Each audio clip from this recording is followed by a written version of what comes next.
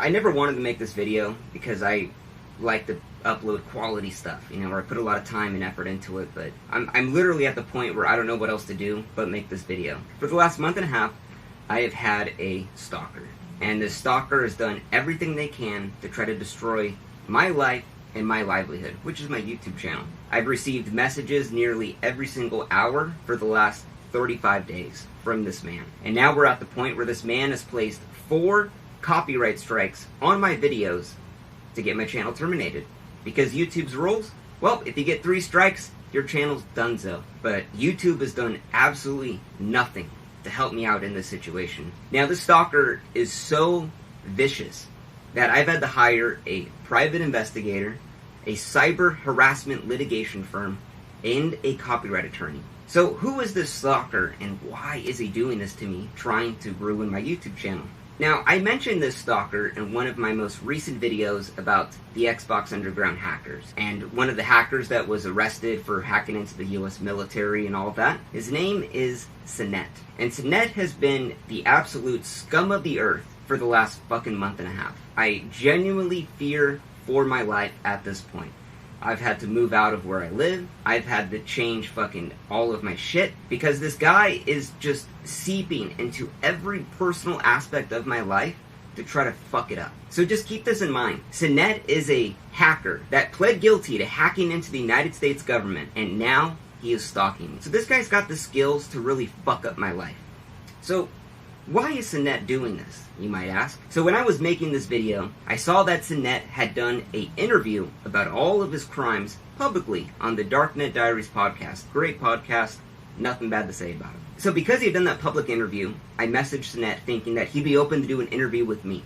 And I sent him a really nice thing stating, hey, I'm just looking to pick your brain about some stuff. But Sinet tells me he doesn't want to do the interview. He wants nothing to do with me, which is fine. I totally get it. He says he's turned down people who have made docuseries on Netflix. Okay, whatever. But then Sinet starts telling me that I should move on from this story, that I probably shouldn't even make this video, because everyone wants to forget about it. So I tell Sinet, hey man, I understand where you're coming from, and that's it. At the end of the day, I don't say anything beyond that. So Sinet never responds back to my message, and I get working on the video. The story of the Xbox Underground, his story, has been told thousands of times. So I'm gonna tell it in my own way. So 2 months later, I published my video on July 25th, 2023. And the video's a 1 out of 10. It's doing really well. I'm really proud of it. But then, 2 days later, after not talking to Sinet for maybe about 2 months, I start to receive all of these threats from Sinet on Twitter. And he says, yo, that video got me feeling some way about you right now as a person. You proved all you care about is views. That's why you never got the time of day. So I ignore the message.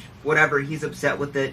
The story's been told 1,000 times. So on July 28th is when the harassment starts, this sophisticated stalking campaign. He's calling me a piece of scum, telling me I shouldn't be a YouTuber, and he's sending me tweets every single hour, all through the night, telling me, Vince, I believe that was nice when I said I wanted to leave it all behind. To claim to understand that and still make a video is low. All because I told him in that original message I sent him that I understand why he's declining. I never said I understand and I'm not going to do the video, but that's what he thinks. So he continues on about a piece of shit, story chaser, leave me alone, and then he sends me a private message. Now this is interesting. Sinet tells me, the scene is made of where, and I'll be posting my personal email in the video. Now, the scene is the hacking scene. So pretty much it's a soft-handed threat that I should be shooting bricks because they are going to come after me. So mind you, I'm not responding back to any of this. And then he starts posting on my Twitter account, what Vince Vintage is no different than a creeper who fondled the female when she says no. Sinet is not very good at typing. So now he's calling me like a sex pest at this point because I made a video that he didn't want made. Then he tells me to eat shit. And then at 6:20 a.m., Sinet's posting all night long. Think about it, all night long he's just thinking about this. He says, Vince Vintage, don't worry. Wait for my YouTube comment. Basically making an underhanded threat that something would happen through YouTube, but I don't know what it is. Now, at 6:32 a.m., he sends me a private message. The whole scene is laughing at you. Basically talking about the hacking scene. Another soft-handed threat that the hacking scene would destroy my life. And all of this, I just ignore. And these are just the real highlights of all of the tweets. So, the next day, July 29th, after I see Sinet tweet at me all fucking morning, I block him at 10:30 on July 29, 2003 on everything. Twitter, Instagram, Facebook, Snapchat, whatever. And then 93 minutes after blocking him, I get a DMCA claim on the video that he was trying to get me to take down by an Adam Chester. Now, Adam Chester provided an email, adamchester3@protonmail.com, which, if you don't know, Proton Mail is notoriously used by hackers to hide their identity, which Sinet pleaded guilty to hacking into the US government. The timing of Adam Chester copyright striking my video was very suspicious after Sinet had harassed me over 13 hours non-stop. So I emailed YouTube's copyright team, and then I emailed Adam Chester to find out what these claims were. Because this video that was doing so well is taken down, and I'm extremely upset at this point. So at 4:17 a.m., the same time that Sinet was consistently harassing me, Adam Chester responded to my email asking what these copyright infringements were. And he said, "I'll have to check on that, but I'm traveling." Though I remember it was for multiple copyright infringements. As far as I remember, there were multiple other videos on your channel which violate my copyrights. But for now, I have not filed those strikes, since 3 strikes in 90 days leads to your channel getting banned. Just be careful in future videos. Have a good weekend. So Adam Chester can't tell me what these copyrighted infringements were on every single video on my channel that could lead to my channel getting banned. He's giving me a soft-handed threat that if I don't remove this video, he's going to go through and strike more videos on my channel to give me more of a hard time to try to terminate my shit. So here's the fucking gnarliest part of all of this. Now, when you get a copyright strike on your video, the YouTuber, you could file a counterclaim against that strike. And it basically states that, no, this actually wasn't copyrighted material. It's fair use. You make your argument. But when you send that counter notification, you have to put your legal name, your legal address, your phone number, all of that information. So when they file the lawsuit, if they do, they know where to send it to. Now, I knew that Sinet was using this copyright claim system to not only screw with me by not having the video up, but also trying to obtain my real information to dox and swap me. So I hire an attorney at this point to legally represent me on the counterclaim, because I knew Sinet was trying to do this to fuck with me. So I'm like, I got an attorney, everything's gonna be all good, this guy won't know my name. So I put the attorney's name, all of their info on the counterclaim, we fill out the form, we send it out to YouTube. But YouTube does not accept the form with my attorney's name on it. YouTube says that I have to provide my legal name tied to my AdSense account, although the person filing the copyright takedown has to provide no identification, no proof of anything about their fucking identity. So I have to show my full government name to this convicted hacker to file this counterclaim, to get my video back up. That shit's so fucked up to me. So I filed the counterclaim with my legal name, but my attorney's email, address, phone number, and YouTube finally accepts the claim. And basically, the attorney wrote up this thing about all the copyright violations and why they were BS. Adam Chester, Sinet, was saying that a ABC7 news clip was actually his, that I used on my video. So we just sent the actual clip of the ABC7 from YouTube and being like, no, this is their clip, not Adam Chester. Adam Chester had no registered trademarks or copyrights to any of that stuff in the footage. So the whole thing was just BS right there. So after I filed a counterclaim that Adam Chester, which is Sinet, gets a copy of, Sinet leaves a tweet directed at me, even though I blocked him on Twitter. And he says, at least he was man enough to pull down the video. However, he was still a bitch. Instead of saying sorry, he pulls the video down and blocks me. How can someone be so asinine is beyond me. So Sinet's playing dumb here. Oh, at least he was man enough to pull down the video, but he's still a bitch. Whatever. We'll see a lot more of this in the future. So now it's August 1st, 2023. I have Sinet blocked on Twitter. But then he goes around, he starts tweeting publicly that whoever Adam Chester is, I'm gonna find him and strengthen the claim. He stole lines from Jack Reciter, the Darknet Diaries podcast, and provides no evidence for what lines I stole. Now, what's super interesting about this is that Sinet knows Adam Chester took down the video. Now, when a video is taken down for a copyright strike, it is delisted from YouTube. It cannot be searched. It isn't even shown in my channel. So how would Sinet possibly know that Adam Chester was the guy that made the claim? Well, I think Adam Chester is Sinet.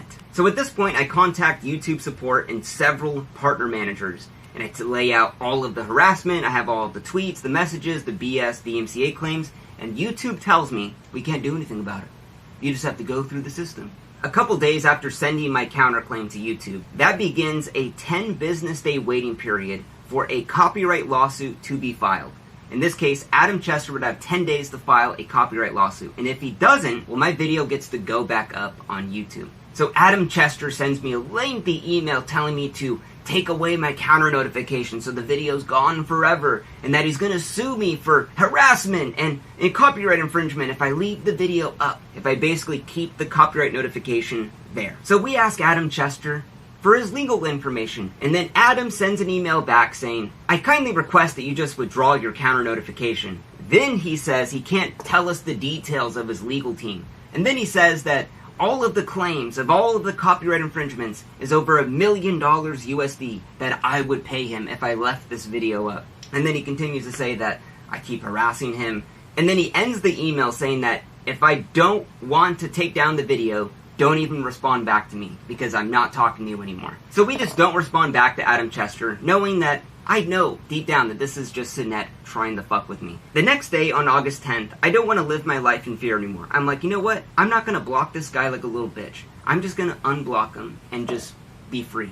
So Sinette sends me private messages 23 minutes after unblocking him. This guy is checking my Twitter non-stop, every day, every minute, to see if I unblocked him. And 23 minutes later, he begins sending me a barrage of messages. He says, I see you unblocked me. Why? Also, FYI, I don't know who Adam Chester is. How would you know? No one can see the video. How would you know who Adam Chester is? Oh, because you are him. Then he says, however, I did have the one on archive removed personally.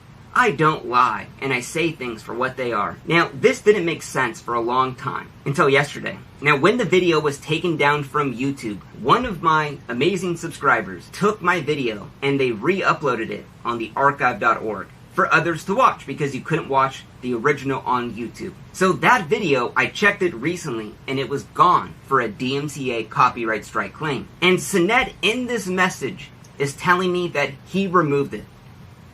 So he removed the archive.org one, but he had nothing to do with my YouTube channel one. Fucking sure, bro. And then he continues to say, with all honesty, Adam Chester could be one of Nathan or Anthony's friends. No offense, but that video was a bit hurtful. So I don't respond to Sinette's message. And then at 3:18 a.m., Sinette's normal operating time, he sends me 2 more private messages on Twitter. He says, what's funny is, I even hinted and said this was old news, and I wanted it dead. So you have control over this story being alive or dead? This man just continues to message me and tells me that he wanted it dead, and he wanted it killed. And then Sinette begins to message me a sob story about how hurtful my video was, and how I triggered his PTSD so bad, and that the EMTs had to inject him with Ativan. So, because my video gave you PTSD, you could copyright strike it. So keep in mind, the story that I told about Sinette has been told thousands of times online. So why is my video in particular so hurtful to him to cause his PTSD? And you know what's crazy to think is that all of this stems because I asked him for an interview. If I never asked him for that, this probably would have never happened. So now at this point, with him sending me all of these messages and continuing to just harass me, I'm like, I don't know what the fuck this guy's capable of. So I hire a private investigator to do a full, comprehensive background check on Sinette. Because I wanted to find out, could I file a restraining order against them? Could I file a cease and desist? Could I file a fake DMCA lawsuit against them? Does Sinette have any gun permits? Had he committed any violent crimes? And where does he live? Because I don't know what this guy is capable of. So the private investigator sends me a report that is 160 pages long about everything in his life. That Sinette is 37 years old, has no job. He lived at his mom's house and he just moved into his uncle's apartment that he lives in for free. And that he had tried to commit suicide the year before. Now normally I wouldn't bring that up. But we're talking about Sinette having nothing left to lose and all of the time in the world to just fucking harass me. Now, because my legal name was given to Adam Chester, who was Sinette, a hacker who pled guilty into hacking into the US fucking government, begins harassing my fiance. Sinette had found my fiance's phone number and began texting her, pretending to be fucking me. Now, because I had Sinette's full background check at this point, I am freaking the fuck out. And I know exactly where he lives. I knew that the area code of this random number that texts my fiance, well, it's the same area code that Sinette lives at. What are the odds? Now, let me just give you some facts. My fiance is a school teacher. We've been together for 10 years. She has never had random numbers message her like this. So to have this happen from the same area code, the phone number, all out of the blue, while Sinette's been harassing me for the last month and a half, it's a little weird. Now, at this point, I knew that Sinette was stalking me. It was straight up stalking me. And I don't know what the fuck this guy was capable of. So, me and my fiance move out of our home. We move the fuck out. Because I don't know that this guy that fucking hacked into the government, what the fuck is he gonna do? Because YouTube forced me to give my fucking name to him. This is what's going on in my life. Just keep in mind, this all stemmed from me asking for an interview. Now, days later, on August 21st, my video that was copyright striked goes back up. And while my video was put back online, it was reset in the algorithm, basically just hurting me financially at this point. And while I did feel happy the video was back up, I knew in the back of my head that Sinette was going to copyright strike another video. Would it be the same one? Would it be a different one? I kept checking my YouTube studio every 30 minutes. I literally could not sleep. I just knew Sinette was going to get enraged and just copyright strike more videos and just trying to get me to fucking delete that video. And that's exactly what happened. So, just a couple days later, I get another strike on one of my biggest videos of all time. And the copyright holder, the claimant in this one, was Jake Turner. Now, Jake Turner didn't have a Google account either. He had, once again, a Proton Mail account. JakeTurner91 at ProtonMail.com. Now, let me be clear. Proton Mail is super niche. No one uses it. So why would it be two people that both have copyright claims against all of my videos happen to also have the same super niche hacker email service? What are the odds of that? So I'm like, okay, whatever. You know what? He wants to play this game. Let's do it. So now it's not Adam Chester. No, it is Jake Turner now fucking with me. Now, I'm on the phone with the attorney the next day, and I'm about to prepare a cease and desist against Sinette, because I don't know what else to fucking do. I've tried going through YouTube, I've tried doing all this shit, and just nothing's getting done. And then I get another strike on one of my biggest videos of all time. And I'm like devastated at this point. I'm like, I have 2 strikes on 2 videos. If I get one more of these from this fucking piece of shit filth, my channel's done. So I'm like freaking out. I don't know what to do. I called the attorney again. And then I get a 3rd strike on my channel. Everything that I've built over the past 3 years is about to be gone in 90 days now. All because a 37-year-old piece of shit, low-life loser who has nothing better to fucking do just wants it down and doesn't have to prove anything about it. I was so fucking mad when I got that 3rd strike that I fucking threw my phone at the fucking wall. I was so fucking mad. I've been dealing with this for over a month and a half. You know, YouTube's consistently told me just file the counterclaim, wait 10 days. But the problem is when my next video goes up, it's gonna be copyright struck like that, and the video's gone. And then I gotta wait 10 days, and then it restarts in the algorithm, and then now it's fucking with my money. Like, Sinette, if you want to continue doing this, oh boy, you do not fucking know what is coming after you. I've already filed a fucking FBI report against your ass. I've already hired a private investigator to find out where you fucking live. I've already hired a cyber litigation stalking fucking firm to protect myself against your creepy ass. And a copyright attorney, unless you want to pull any shiesty shit like that. Do not fuck with me. I will fuck with you so much harder than you ever could fucking dream. You thought the bar of soap in the prison was bad? Oh, fuck! You don't even know what the fuck's coming for your ass. And I told you to stop multiple times, and you continue to do this. And I tried handling this privately. But just like a big fucking cockroach, sometimes you gotta pull back the curtain and shine the light on it to get it to scatter up with the wall. Now, what's the craziest thing about this is, like, I am so thankful to be in a position where I could afford to get help like this. You know, to pay for a private investigator, pay for the attorneys. I literally couldn't imagine if I wasn't in that situation what to do. You know, the thing I love to do the most is, like, I've had a lot of jobs in my life. I've done a lot of things. And YouTube videos are like, it's like the greatest thing ever, you know? Absolutely love it. I love making the videos. I love putting in all the work, the writing, the animating. I love it. I would never, ever change it. And what's upsetting to me is that this situation has taken away my resources and time from making more YouTube videos that I love. It's the one thing I truly love to do. And I can't do that right now because my entire world is consumed by this. If I was to re-upload another video, Sinet would do this again. And he's probably going to do it on this video.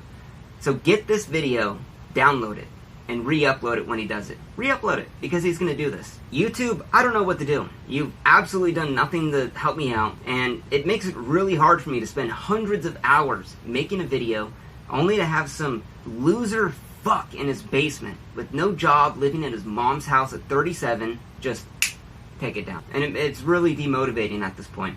And I'm at the point where I'm prepared to spend more money to take this guy to court, to get injunctions, to get harassment, you know, restraining orders. I don't care. So, end of the day, I just want to make more videos, and the stalking thing has just absolutely consumed my life. So, as of right now, I'm going to be honest, I'm running out of solutions. So just make sure to download this video and re-upload it, because Sinet's going to probably take it down again.